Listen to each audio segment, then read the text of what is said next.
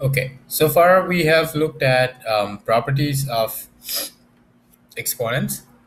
We understood how to work with fractional exponents and negative exponents. Now, in this video, I'll be solving some examples. Feel free to pause, attempt these on your own, and then look at the solution. So it's asking me to simplify.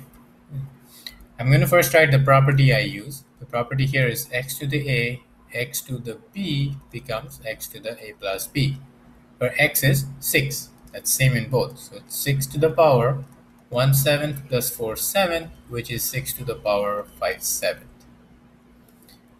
Over here, I'm going to try to cancel what I can. This is 2 to the power 5, x to the power 1/2, divided by 2 to the power 4, x to the power 3/4. Now, I'm going to use x to the a over x to the b equals x to the a minus b. So this is 2 to the 5 minus 4 times x to the 1/2 minus 3/4.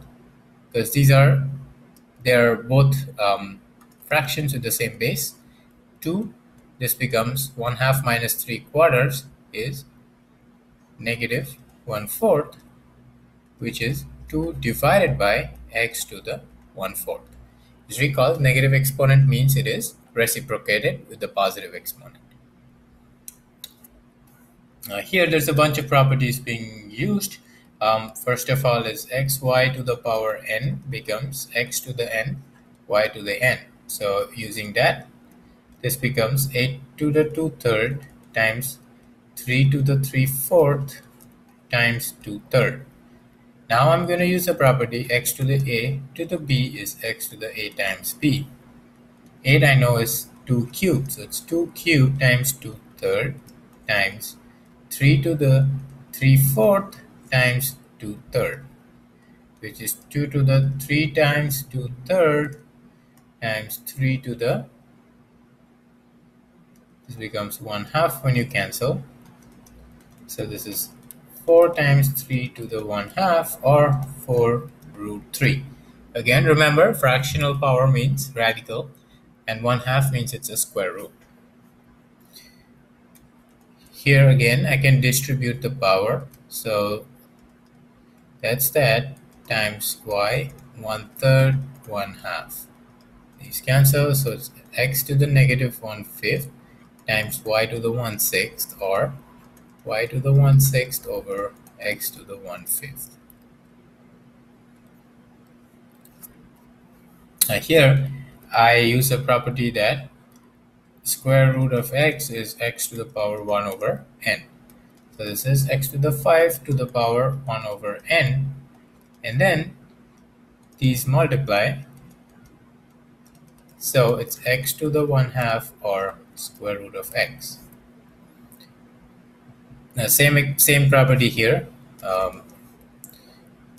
Additionally, I noticed that 27 is 3 cubed, a to the 15 to the power 1/3, so this becomes 3 times 1/3, a to the 15 times 1/3, which is 3 times a to the power 5.